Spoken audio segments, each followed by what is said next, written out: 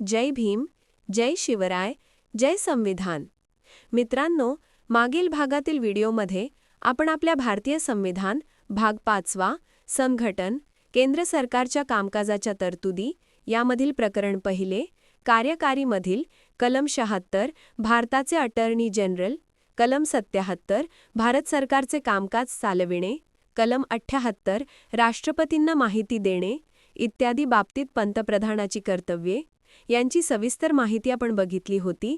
त्याचप्रमाणे भारतीय संविधान भाग 5 संघटन, केंद्र सरकारच्या कामकाजाच्या तरतुदी यामधील प्रकरण दुसरे, संसद यामधील कलम 79 संसदेची स्थापना, कलम 80 राज्य परिषदेची रचना, कलम 81 लोकसभेची रचना, कलम 82 प्रत्येक जनगणनेनुसार पुनर्समायोजन, कलम 83 संसदेच्या सभागृहाचा कालावधी, कलम 84 संसद सदस्यत्वासाठी पात्रता, कलम 85 संसदेचे अधिवेशन स्थगन आणि विसर्जन याची सविस्तर माहिती आपण बघणार आहोत. कलम 79 संसदेची स्थापना. भारताचे संविधान 1950 नुसार संघराज्यासाठी एक संसद असेल ज्यामध्ये राष्ट्रपती आणि अनुक्रमे राज्य परिषद आणि लोकसभा म्हणून ओळखल्या जाणाऱ्या दोन सभागृहाचा समावेश असेल. दिनांक 3 जानेवारी 1949 रोजी मसुदा कलम 66 म्हणजेच कलम 79च्या मसुद्यावर चर्चा झाली. त्यात संसदेची रचना निश्चित करण्यात आली आणि 3 जानेवारी 1949 रोजी विधानसभेने कोणत्याही सुधारणाशिवाय मसुदा कलम स्वीकारला. कलम 80 राज्य परिषदेची रचना. भारताचे संविधान 1950 नुसार 1. राज्य परिषदेत खालील गोष्टींचा समावेश असेल. अ. कलम 3च्या तरतुदींनुसार राष्ट्रपतींनी नामनिर्देशित करावयाचे 12 सदस्य. ब. राज्यांचे 238 पेक्षा जास्त प्रतिनिधी नाहीत. 2. राज्यांच्या प्रतिनिधींनी भरायच्या राज्य परिषदेतील जागांचे वाटप 4थ्या अनुसूचीमध्ये समाविष्ट असलेल्या तरतुदींनुसार केलं जाईल. 3. खंड 1च्या उपखंड अ अंतर्गत राष्ट्रपतींनी नामनिर्देशित करावयाच्या सदस्यांमध्ये खालील बाबींबद्दल विशेष ज्ञान किंवा व्यावहारिक अनुभव असलेल्या व्यक्तीचा समावेश असेल, म्हणजे साहित्य, विज्ञान, कला आणि समाजसेवा. 4. राज्य परिषदेतील पहिल्या अनुसूचीच्या भाग अ किंवा भाग ब मध्ये निर्दिष्ट केलेल्या प्रत्येक राज्याचे प्रतिनिधी राज्याच्या विधानसभेच्या निवडून आलेल्या सदस्यांद्वारे प्रमाणशीर प्रतिनिधित्वाच्या प्रणालीनुसार एकल संक्रमणीय मताद्वारे निवडले जातील. 5. राज्य परिषदेतील पहिल्या अनुसूचीच्या भाग क मध्ये निर्दिष्ट केलेल्या राज्यांचे प्रतिनिधी संसद कायद्याने ठरवेल अशा पद्धतीने निवडले जातील. दिनांक 3 जानेवारी आणि 17 ऑक्टोबर 1949 रोजी मसुदा कलम 67 1-4 म्हणजे कलम 80च्या मसुद्यावर चर्चा झाली. त्यात राज्य परिषदेची रचना निश्चित करण्यात आली.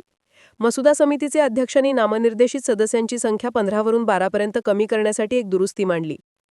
मसुदा समितीने मांडलेल्या काही इतर सुधारणांसह ही दुरुस्ती मान्य करण्यात आली आणि 4 जानेवारी 1949 रोजी मसुदा कलम स्वीकारण्यात आला. 17 ऑक्टोबर 1949 रोजी विधानसभेने आणखी काही सुधारणा स्वीकारल्या. कलम 81 लोकसभेची रचना. भारताचे संविधान 1950 1. अ. कलम 2 आणि कलम 12 आणि 331च्या तरतुदींच्या अधीन राहून लोकसभेत राज्यांमधील मतदारांनी थेट निवडून दिलेले 500 पेक्षा जास्त सदस्य नसतील. ब. उपकलम अ च्या उद्देशाने राज्य प्रादेशिक मतदारसंघांमध्ये विभागली जातील, गटबद्ध केली जातील किंवा तयार केली जातील आणि अशा प्रत्येक मतदारसंघाला वाटून द्यावयाच्या सदस्यांची संख्या अशा प्रकारे निश्चित केली जाईल की प्रत्येक 7,50,000 लोकसंख्येमागे एकापेक्षा कमी सदस्य आणि प्रत्येक 5,00,000 लोकसंख्येमागे एकापेक्षा जास्त सदस्य नसतील. क. प्रत्येक प्रादेशिक मतदारसंघाला देण्यात आलेल्या सदस्यांची संख्या आणि मागील जनगणनेत निश्चित केलेल्या त्या मतदारसंघाची लोकसंख्या ज्याचे संबंधित आकडे प्रकाशित झाले आहेत यांच्यातील गुणोत्तर शक्य तितके संपूर्ण भारताच्या प्रदेशात समान असेल. 2. भारताच्या हद्दीत समाविष्ट असलेल्या परंतु कोणत्याही राज्यात समाविष्ट नसलेल्या प्रदेशांच्या लोकसभेतील प्रतिनिधित्व संसद कायद्याने तरतूद करेल तसे असेल. 4 जानेवारी 1949 आणि 17 ऑक्टोबर 1949 रोजी मसुदा कलम 67चे 5 ते 7 या कलमांच्या लोकसभेच्या रचनेवर मसुद्यावर चर्चा झाली. यातून लोकसभेची रचना स्थापित झाली. वरील प्रस्ताव मंजूर झाला आणि 4 जानेवारी 1949 रोजी विधानसभेने काही इतर सुधारणा स्वीकारल्या आणि मसुदा कलम स्वीकारला. 17 ऑक्टोबर 1949 रोजी तो चर्चेसाठी पुन्हा उघडण्यात आला आणि त्यात सुधारणा करण्यात आल्या. कलम 82 प्रत्येक जनगणनेनुसार पुनर्समायोजन. भारताचे संविधान 1950 नुसार प्रत्येक जनगणना पूर्ण झाल्यानंतर संसद कायद्याने ठरवेल अशा तारखेपासून अशा प्राधिकरणाद्वारे अशा पद्धतीने आणि प्रभावीपणे लोकसभेतील अनेक प्रादेशिक मतदारसंघांचे प्रतिनिधित्व पुनर्समायोजित केले जाईल. परंतु असे पुनर्समायोजनमुळे तत्कालीन विद्यमान सभागृहाचे विसर्जन होईपर्यंत लोकसभेतील प्रतिनिधित्वावर परिणाम होणार नाही. 4 जानेवारी 1949 रोजी मसुदा कलम 67 चे 8 कलम 82च्या मसुद्यावर चर्चा झाली.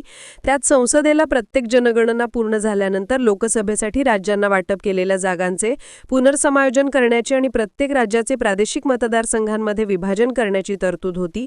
आणि 4 जानेवारी 1949 रोजी विधानसभेने हे कलम कोणत्याही सुधारणांसह स्वीकारलं. कलम 83 संसदेच्या सभागृहाचा कालावधी. भारताचे संविधान 1950 नुसार 1.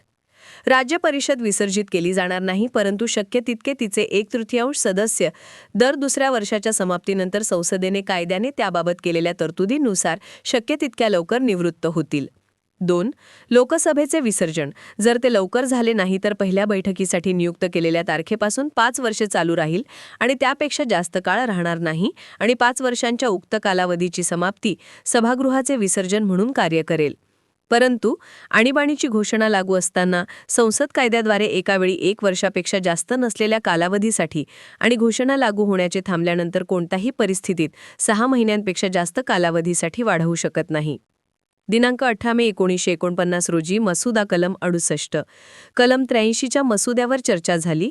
त्यात संसदेच्या प्रत्येक सभागृहाचा कालावधी निश्चित करण्यात आला. आणि दिनांक 18 मे 1949 रोजी मसुदा समितीने काही किरकोळ सुधारणा करून विधानसभेने मसुदा कलम स्वीकारला. कलम 84 संसद सदस्यत्वासाठी पात्रता.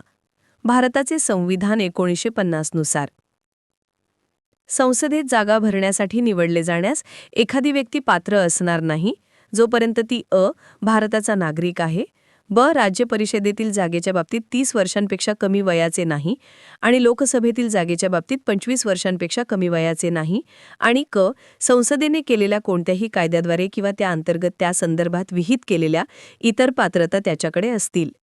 हा लेख 1948च्या सुरुवातीच्या मसुदा संविधानाचा भाग नव्हता.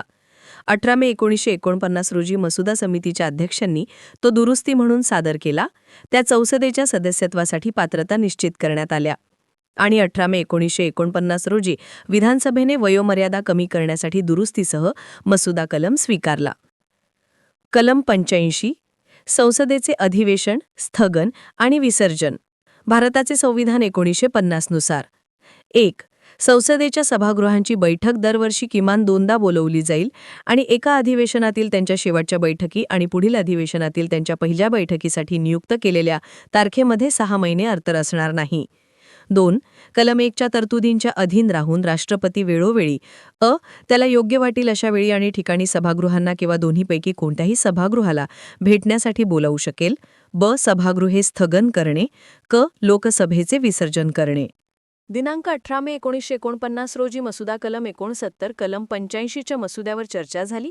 त्यात संसदेचे अधिवेशन, त्यांचे स्थगन आणि विसर्जन यांचे नियमन करण्यात आले. विधानसभेने हे प्रस्ताव स्वीकारले नाहीत आणि 18 मे 1949 रोजी त्यांनी मसुदा कलम स्वीकारला. मित्रहो, यानंतर भारतीय संविधान भाग 5 संघटन, केंद्र सरकारच्या कामकाजाच्या तरतुदी यामधील प्रकरण 2 संसद यामधील कलम 86 राष्ट्रपतींना सभागृहांना संबोधित करण्याचा आणि संदेश पाठविण्याचा अधिकार, कलम 87 राष्ट्रपतींना विशेष अधिकार, कलम 88 सभागृहाबाबत मंत्री आणि महाधिवक्ता यांचे अधिकार, कलम 89 राज्य परिषदेचे अध्यक्ष आणि उपाध्यक्ष, कलम 90 उपसभापती पदाची रजा आणि राजीनामाने काढून टाकणे याची सविस्तर माहिती आपण आपल्या नेक्स्ट व्हिडिओमध्ये बघणार आहोत. आपल्या भारतीय संविधानाच्या नेक्स्ट व्हिडिओ अवश्य बघा. व्हिडिओला लाईक करा, सबस्क्राईब करा. शिवाय वाचनीय आवड असणाऱ्या आपल्या सर्व मित्रबांधवांना शेअरही करा. जय भीम, जय शिवराय, जय संविधान.